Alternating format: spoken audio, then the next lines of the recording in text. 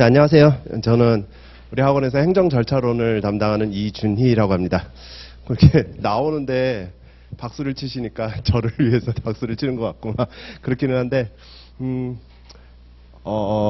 제가 수업에 관한 설명보다 이제 저랑 많이 다 겹쳐요. 모든 과목이 그렇기 때문에 김현 선생님이 이 부분을 하셨다면은 저는 그냥 제 과목에 대한 소개를 좀 하고 그렇게 해서 마무리를 짓도록 하겠습니다. 일단 근데 수업 방식은 어떻게 진행되는지는 말씀드려야 되기 때문에 그건 좀 짧을 것 같아요. 일단 절차로는 거의 암기가 좀 주가 되는 과목이거든요. 그 암기를 얼마나 여러분들이 그나마 좀 수월하게 외울 수 있느냐, 그 다음에 어떻게 좀 꼼꼼하게 외울 수 있느냐의 방법이, 저도 이제 거의 한 10년 넘게 행정사 수업을 하다 보니까, 내가 외우고 온 부분을 답안을 작성해 보면서 스스로 한번 생각해 보는 거, 이거만큼 좋은 방법은 없는 것 같더라고요. 그래서 저는 다음 주에 시작하는 개강에는 시험은 없어요. 저 같은 경우는 시험은 없고, 그 다음 주, 그러니까 다음 주에 시작한 요번 주인가요? 이게 일요일이니까 하여튼 요번에 시작하는 첫 해는 시험을 안 보고 2회 때 시험 볼 내용을 미리 답안지를 나눠 드릴 거예요. 그래서 미리 답안지를 나눠 드리면 그 부분을 일주일 동안 열심히 외워 와가지고선 그래서 시험을 보시고, 당연히 2회 때는 3회 때 답안지를 미리 나눠 드리겠죠. 그렇게 해서 7회, 8회, 7번 정도 시험을 볼 거예요. 왜냐하면 8회 수업이니까. 그래서 7번에 나눠가지고 진도별로 여러분들이 진행하고 나면은 그래도 좀 꼼꼼하게 외우게 돼요. 근데 최근에는 예전에는 그래요. 한 5, 6회 정도까지만 해도 제가 무슨 기술을 따라서 뭔가 실력을 구분하고 그런 건 아니겠지만 5, 6회까지만 해도 한 5문제가 나오거든요. 우리 시험이. 왜냐면 4문제인데 논술형이 이제 분설형으로 나올 가능성이 높아요. 분설형이라는 거는 40점짜리인데 1-1, 1-2 해가지고선 배점이 뭐 20점, 20점이거나 10점, 30점이거나 뭐 이렇게 구성되기 때문에 한 5문제가 나올 가능성이 높은데, 그 5문제 중에 한 3문제 정도만 어느 정도 작성을 하셔도 합격을 했던 그런 시기가 있어요. 그런 시기가 있었는데 이제는 한 8회, 9회가 넘어가면서는 그런 시기는 좀 지나간 것 같아요. 그래서 어느 정도 다 커버를 하셔야 되거든요.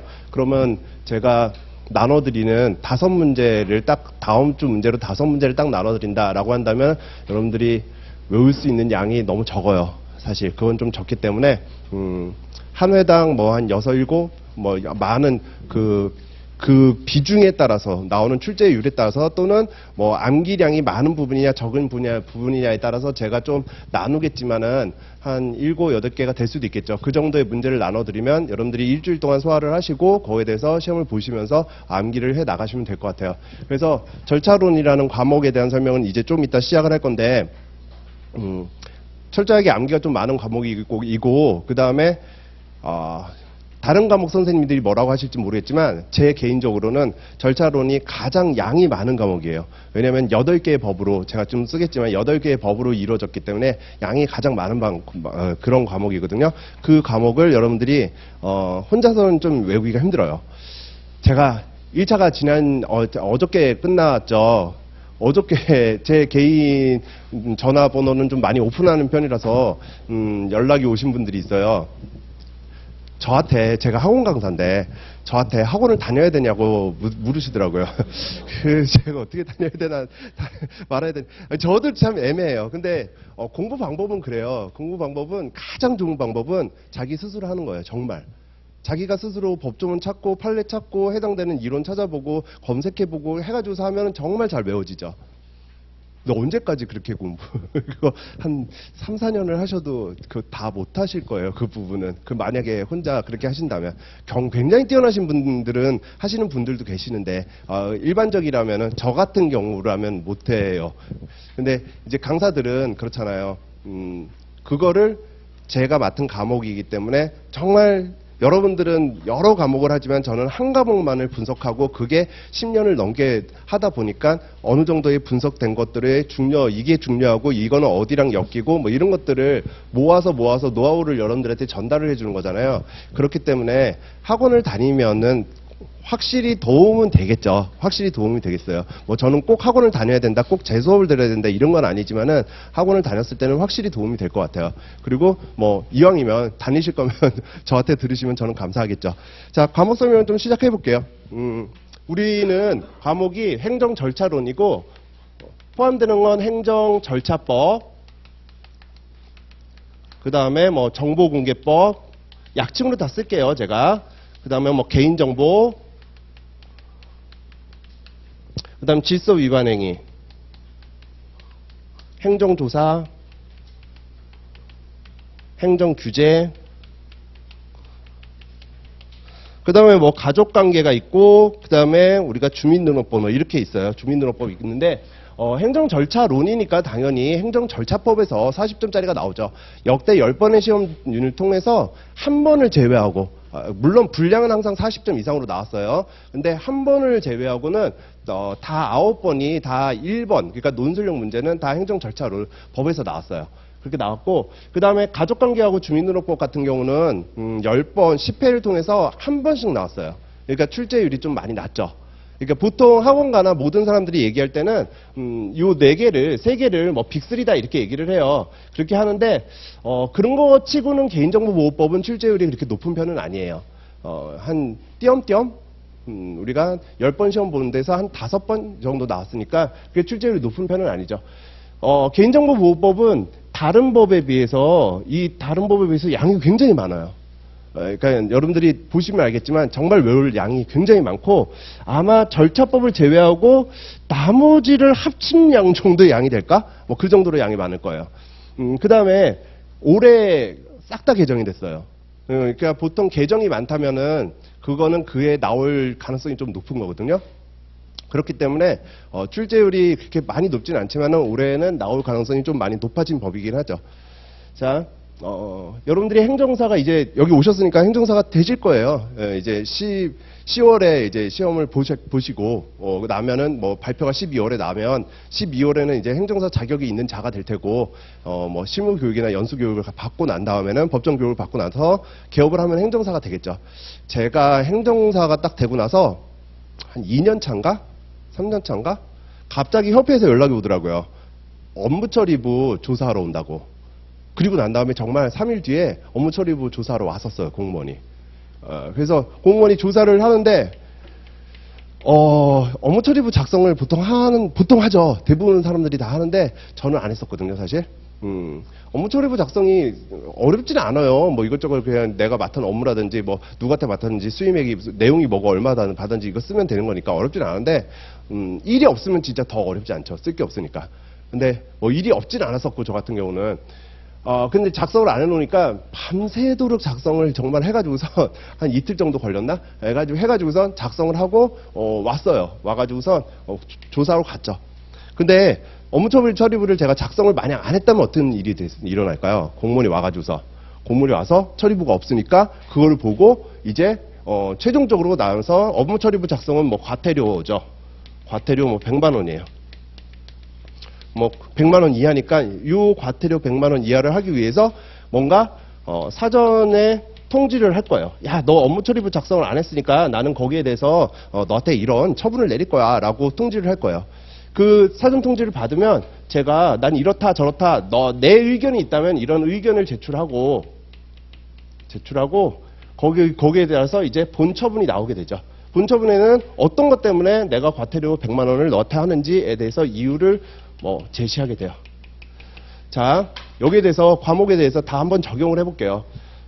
이렇게 이거는 과태료 100만 원인데 만약에 계속 안 하고 있으니까 공무원이 저한테 너 업무 처리부를 제출해라. 내가 감독상 명령을 내리기 위해서 업무 처리부를 제출해라. 뭐 이렇게 해서 제출 명령을 내렸는데 제가 제출을 거부하고 있거나 뭐 제출하지 않으면 그때는 업무 정지가 돼요. 업무 정지. 그 다음에 그때는 과태료가 500만 원이 나오죠. 자, 업무 정지 처분이 나오겠죠, 아무튼. 자, 이게 뭐예요? 제가 쓴 거. 이런 거. 사전 통지를 하고 의견 제출을 받고 이유 제시를 해가지고선 그리고 처분을 내려라.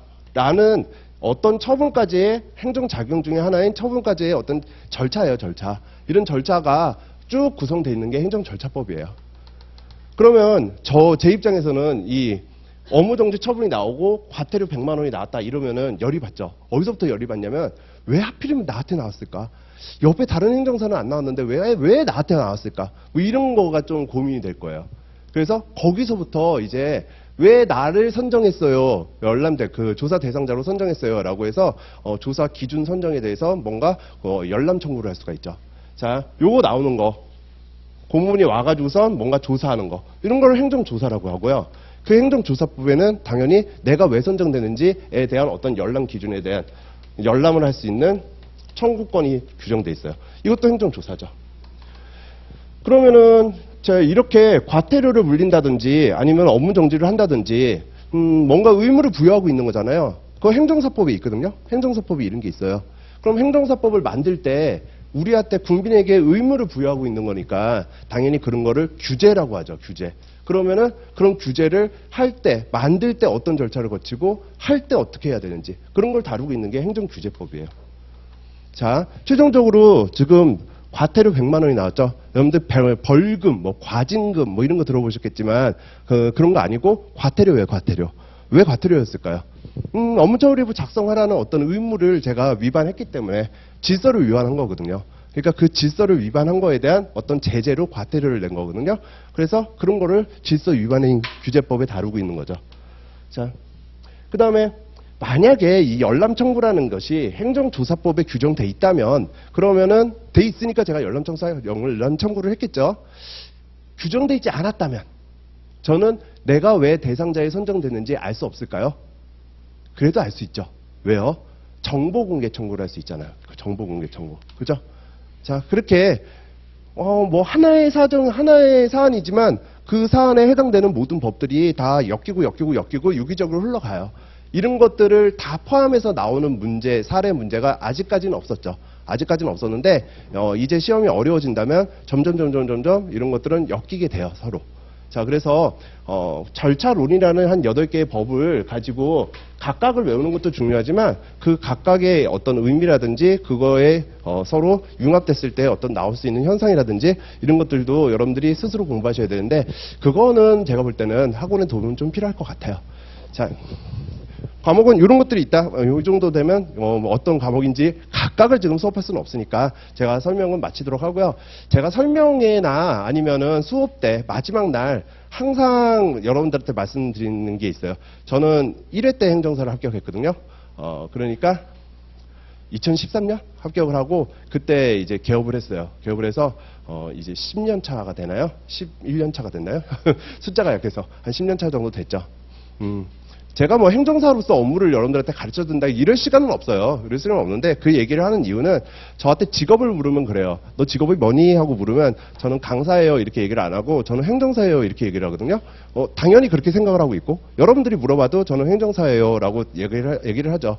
여러분들이 이제 합격하신다고 했잖아요. 이제 합격하실 거거든요. 당연히. 그러면 내년 되면 행정사 저랑 똑같이 행정사가 될 테고 세상이 좁아요. 좁기 때문에 되게 자주 만나요.